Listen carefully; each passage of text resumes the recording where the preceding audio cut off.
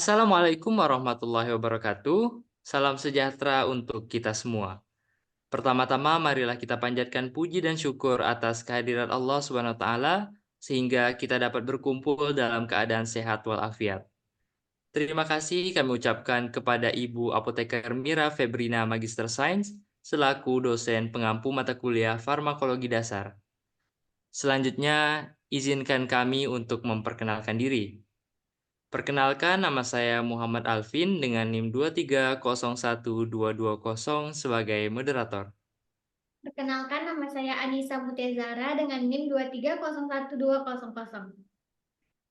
Perkenalkan, nama saya Artika Remarda dengan NIM 2301202. Perkenalkan, nama saya Atika Badria dengan NIM 2301203.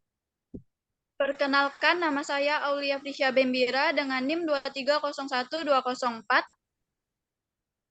Perkenalkan, nama saya Dian Carolina Hasti dengan NIM 2301208.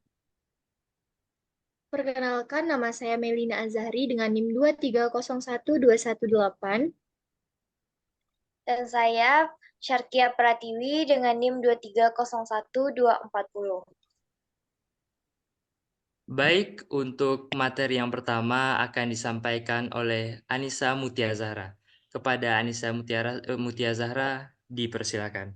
1. Definisi distribusi. Distribusi adalah proses di mana obat berada di dalam cairan tubuh dan jaringan tubuh. Distribusi obat dipengaruhi oleh yang pertama aliran darah, yang kedua afinitas atau kekuatan penggabungan terhadap jaringan. Yang ketiga efek pengikatan dengan protein.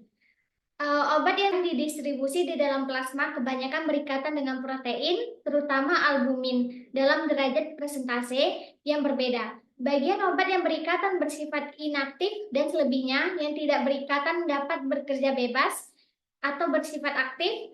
Hanya obat yang tidak berikatan dengan protein yang dapat bersifat aktif dan menimbulkan respon farmakologik. Selanjutnya akan dijelaskan oleh teman saya Artika Remarda. Baik, selanjutnya yang kedua yaitu ikatan obat dengan protein. Di dalam darah, obat akan diikat oleh protein plasma dengan ikatan yang lemah, lalu akan disebarkan ke jaringan atau tempat kerjanya. Obat bebas akan keluar dari jaringan menuju tempat kerja obat pada jaringan tempat depotnya. Di antaranya, menuju hati. Obat mengalami metabolisme menjadi metabolit yang dikeluarkan melalui empedu atau masuk kembali ke dalam darah, menuju ginjal. Obat atau metabolitnya diekresi ke dalam urin.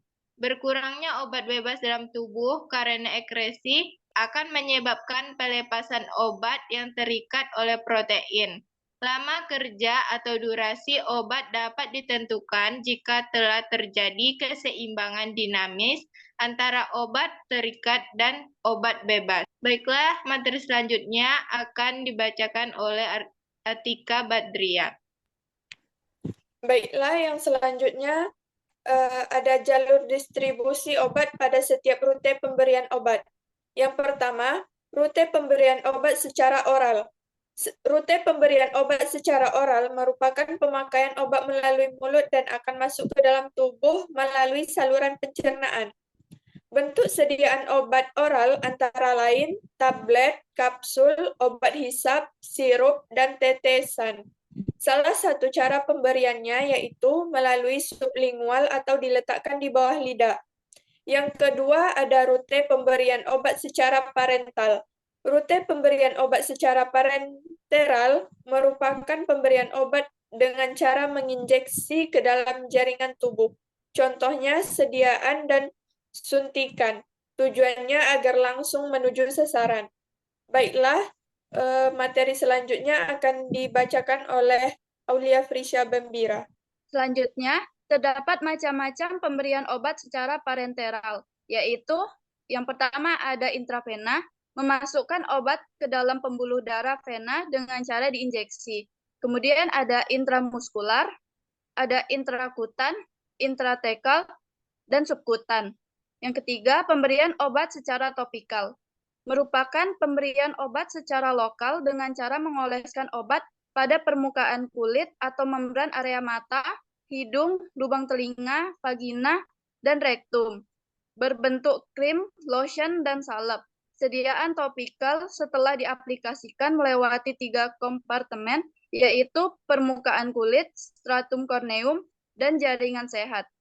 Materi selanjutnya akan dilanjutkan oleh teman saya, yaitu Dian Carolina Hasti. Selanjutnya, barier darah otak.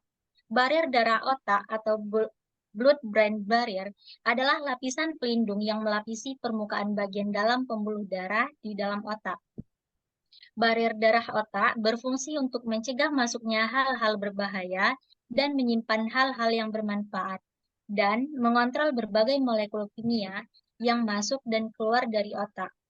Beberapa contoh dari obat dan zat yang dapat melewati barier darah otak antara lain, ada alkohol, obat antidepresan, antipsikotik, acetaminophen, anestesi, ansiolitik, kafein, dan obat antiinflamasi non-steroid. Untuk materi selanjutnya akan dijelaskan oleh Melina Azahri. Baiklah, selanjutnya ada transfer obat melalui plasenta.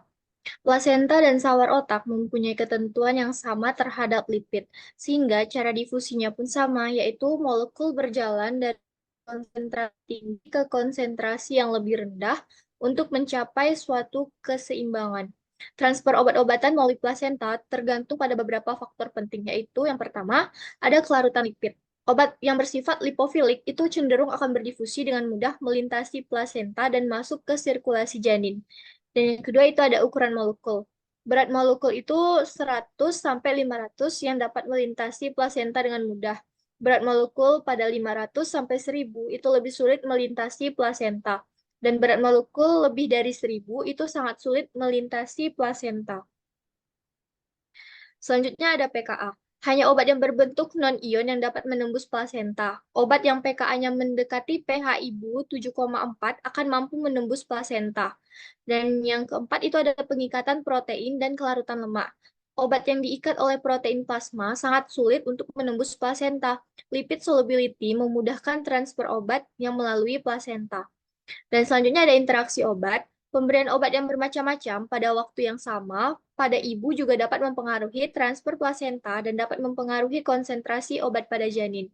Dan yang terakhir itu ada metabolisme obat. Plasenta dapat membuat dan mengekskresi enzim khusus yang merusak prednison yang diberikan pada ibu. Selanjutnya akan dijelaskan oleh teman saya, Syarkia Pratiwi. Selanjutnya yaitu ada obat seperti Vivakin dengan pengikat oleh protein yang tinggi akan sedikit melalui plasenta. Lalu ada obat seperti barbiturate dengan kelarutan lemak yang tinggi dapat mencapai janin dalam jumlah besar karena mudahnya menembus plasenta. Selanjutnya yaitu ada faktor-faktor yang mempengaruhi distribusi. Nah, beberapa faktor yang mempengaruhi distribusi obat dalam tubuh antara lain ada yang namanya faktor farmakokinetik. Distribusi fase pertama terjadi segera setelah penyerapan ke organ dengan perfusi sangat baik seperti jantung, hati, ginjal, dan otak. Terus ada distribusi fase kedua, yaitu mencakup jaringan dengan perfusi tidak sebaik organ pada fase pertama seperti otot, visera, kulit, dan jaringan lemak. Terus ada perfusi darah, organ dengan perfusi tinggi seperti paru-paru, hati, ginjal, jantung, dan otak, sementara lemak dan tulang memiliki perfusi rendah.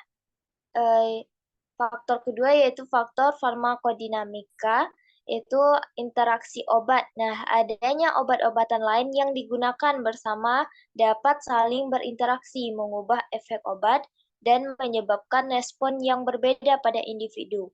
Terus ada kadar di tempat kerja obat, meliputi reseptor interaksi obat, keadaan fungsional jaringan, dan mekanisme homeostatiknya. Selanjutnya, saya serahkan kembali kepada moderator. Baik, terima kasih kepada teman-teman yang telah mempresentasikan hasil diskusi pada hari ini. Selanjutnya, saya akan menyimpulkan hasil diskusinya. Distribusi obat dalam tubuh merupakan proses di mana obat menyebar ke dalam cairan tubuh dan jaringan tubuh. Proses ini dipengaruhi oleh beberapa faktor, termasuk aliran darah, afinitas terhadap jaringan, efek pengikatan dengan protein, dan beberapa faktor farmakokinetik dan farmakodinamika. Obat yang didistribusikan dalam plasma seringkali berkaitan dengan protein, terutama albumin, dalam berbagai derajat. Bagian obat yang terikat bersifat inaktif, sementara bagian yang tidak terikat dapat bekerja dengan bebas dan bersifat aktif, sehingga mampu menimbulkan respons farmakologis. Pemberian obat secara oral, parental, dan tropikal memiliki jalur distribusi yang berbeda. Pemberian obat melalui rute oral melibatkan saluran pencernaan, sementara pemberian secara parental melibatkan injeksi ke dalam jaringan tubuh. Pemberian obat topikal dilakukan dengan mengoleskan obat pada permukaan kulit atau membran area tertentu. Obat-obat juga dapat melewati barrier darah, otak, dan plasenta, tergantung pada sifat-sifat seperti kelarutan lipid, ukuran molekul, pKa, pengikatan protein, dan kelarutan lemak. Faktor-faktor yang mempengaruhi distribusi obat dalam tubuh meliputi faktor farmakokinetik seperti distribusi fase pertama dan fase kedua, serta faktor farmakodinamika seperti interaksi obat dan kadar di tempat fungsional jaringan. Dengan memahami proses distribusi obat dan faktor-faktor yang mempengaruhinya, dapat membantu dalam perencanaan penggunaan obat yang lebih efektif dan aman dalam praktek klinik. Sekian penjelasan materi pada hari ini. Maaf apabila terdapat kesalahan dalam pengucapan. Terima kasih atas perhatiannya. Wassalamualaikum warahmatullahi wabarakatuh.